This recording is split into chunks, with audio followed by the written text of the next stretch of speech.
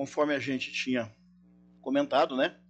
Então, dentro do nosso treinamento de NR12, segurança em máquinas e equipamentos, a gente precisa falar um pouquinho aí de bloqueio e etiquetagem. O nosso lockout e tagout, né? Eu acho que é de conhecimento de todos, mas ele faz parte do processo. Interessante a gente comentar que não só a NR12 ela traz esse tema, né, de lockout e tagout, várias outras NRs, como a NR18, a NR33, a própria NR10, ela vem trazendo aí o tema de bloqueio e etiquetagem, cada dia mais comum aí nas grandes empresas, né? Então, o que é lockout e tagout? Lockout, bloquear, impedir fisicamente o acionamento, né, de um equipamento, de uma máquina, né? E etiquetar, sinalizar o bloqueio. Eu preciso saber quem está trabalhando naquele processo, né? E dessa forma eu tenho um controle, né, se o trabalho já foi terminado ou de quem é aquele cadeado que ainda está no sistema, né? O mais conhecido aí é o LOTO, tá? Lockout Tagout. É um conjunto de procedimentos e dispositivos de bloqueio com etiquetas que pode contribuir para a redução de acidentes, proteção dos funcionários, preservação do patrimônio e do meio ambiente. Eu diria mais, eu diria que não é que pode contribuir, contribui, já foi comprovado, tá? Substancialmente aí na segurança da manutenção, seja ela elétrica, seja ela mecânica, limpeza, lubrificação, tá? É um aliado fantástico, né?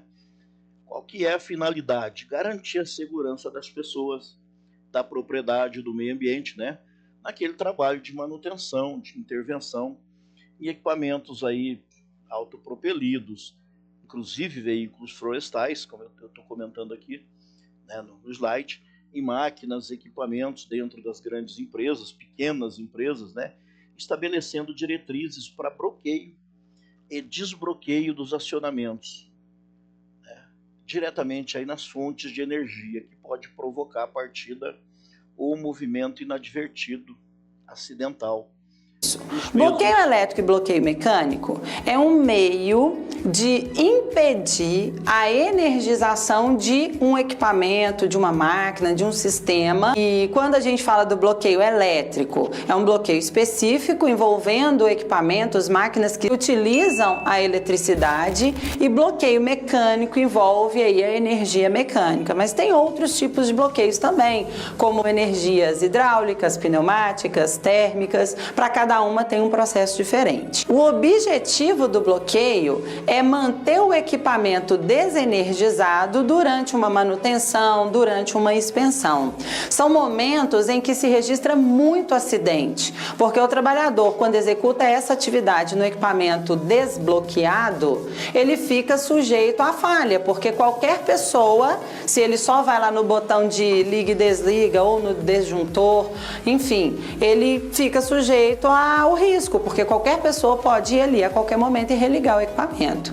E o sistema de bloqueio, ele consiste em estabelecer uma forma precisa, usando um bloqueador específico para impedir a reenergização desse equipamento de forma acidental. Então, uma forma comum que a gente tem aí são os cadeados. O uso de cadeados, geralmente os cadeados têm cores variadas, essas cores, e isso é procedimento interno. Cada empresa tem o seu procedimento de bloqueio, e ao realizar o procedimento de bloqueio, ela define as cores dos cadeados. Então, tem um bloqueio mecânico, tem o bloqueio elétrico, e cada um no seu momento faz o seu bloqueio. Geralmente, o que ocorre? Eu preciso desenergizar uma máquina e ela tem lá um acionamento específico que libera energia para todo o seu funcionamento. Eu vou lá nesse ponto, desligo o equipamento, coloco o cadeado e uma etiqueta identificadora. Essa etiqueta é para identificar quem é o responsável pelo bloqueio, por qual motivo o equipamento está bloqueado e, enfim, as características, né, de identificação dessa pessoa. Em se tratando aí desta pessoa, até é importante enfatizar, só pode efetuar o bloqueio na máquina e no equipamento um profissional capacitado, qualificado e autorizado. Então, eu tenho uma pessoa que é capacitada ou qualificada para essa atividade e ele tem que ser autorizado formalmente pelo empregador, ele recebe treinamentos e ele passa a ser o profissional responsável pelo bloqueio. Tem muito técnico lá na manutenção que já se prepara para poder fazer esse bloqueio. Então, na hora de fazer o bloqueio, essa pessoa que é autorizada, ela vai junto ao manual do equipamento, ou ao procedimento de bloqueio, ou às orientações do fabricante para identificar os pontos onde o bloqueio tem que acontecer.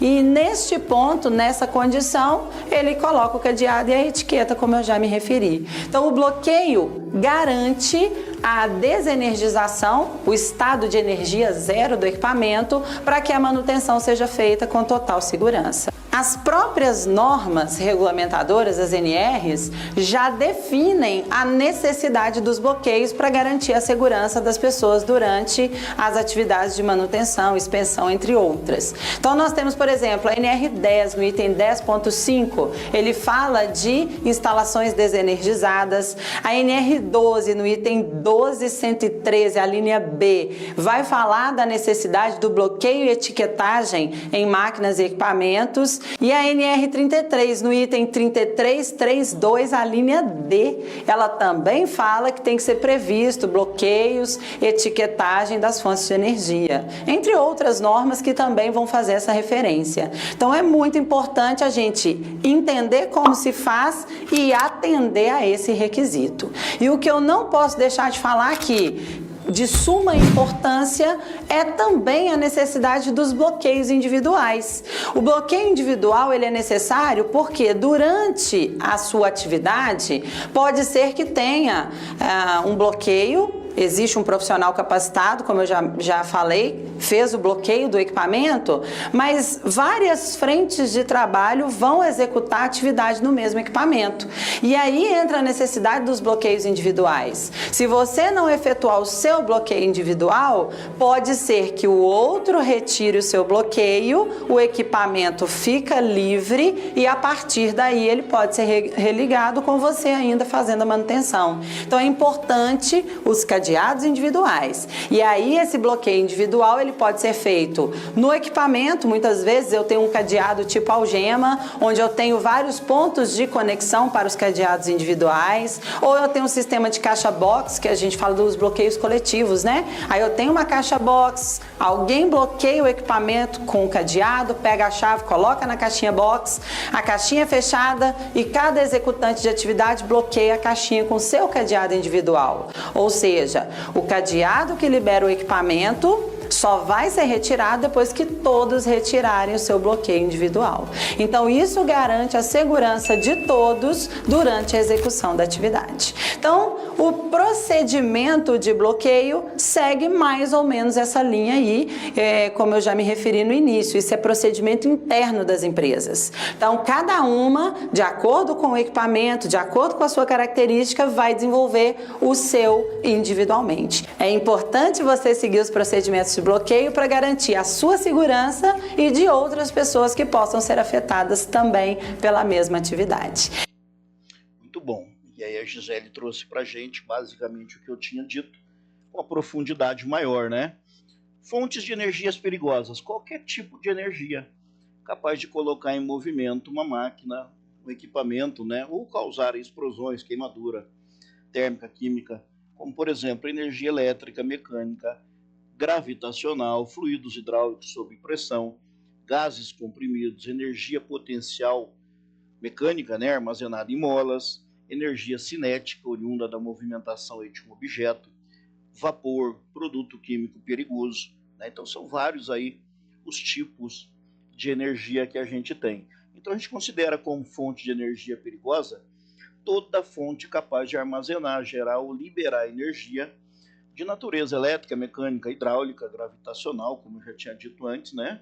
E energia potencial é o nome que eu dou à forma de energia quando está armazenada, isto é, que pode a qualquer momento se manifestar, por exemplo, sob a forma aí de movimento.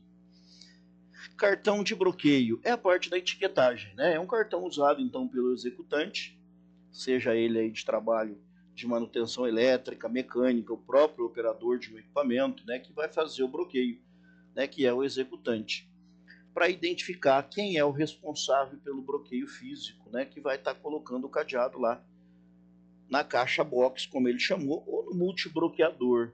O que é multibloqueador, Casarim? Já vou apresentar para você logo aqui à frente.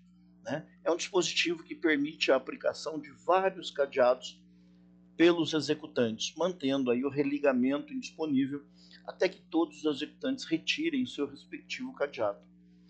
Qual que é o melhor sistema de bloqueio, meu amigo? Existem vários sistemas de bloqueio, né? Isso é cultural de cada empresa. Como a Gisele disse, cada empresa tem o seu procedimento. Eu já trabalhei com empresas que usavam um cadeado por profissional. E eu já trabalhei com empresas que a liderança bloqueava, né, e os demais liderados entravam através da análise da assinatura na análise de risco, na permissão de trabalho. Né? Qual que é o melhor? Para mim, aquele que tem um cadeado por profissional. Né? Mas nem sempre a empresa está disposta a investir tão alto, né, para comprar cadeado para todos os profissionais. Então, o multibloqueador serve aí para que várias pessoas ao mesmo tempo executem a sua atividade. Ela também falou da caixa de bloqueio, né? Então é uma caixa de travamento físico. Caixa metálica utilizada para guardar e trancar os dispositivos de acionamento. Chave de ignição, chave geral de equipamentos florestais, implementos, veículos, né? Através de cadeados e o cartão de bloqueio. Ou o eletricista vai lá, tira uma gaveta, né, desarma um sistema, coloca o cadeado dele, tá, e a chave do cadeado dele vai dentro dessa caixa de bloqueio. Operação usa o cadeado amarelo, ou a cor que a empresa definir, para bloquear no fecho principal, e nós, como executantes, vamos bloquear ao redor da caixa. Enquanto o último não terminar o trabalho, o eletricista não consegue tirar a sua chave e voltar, né, para rearmar aquele sistema. Tá? Cadeado, como ela disse, tem uma série de cadeados, a cor é diferenciada, cada empresa adota a sua cor. Normalmente a gente vai encontrar o mais aí, o verde, o azul e o vermelho em operação, né? Mas aí depende de cada empresa e do procedimento. Energia zero é aquele estado de ausência total de energia, dependente do tipo, tá? Inclusive energia residual, né? Nos equipamentos aí que são objetos aí daquela manutenção.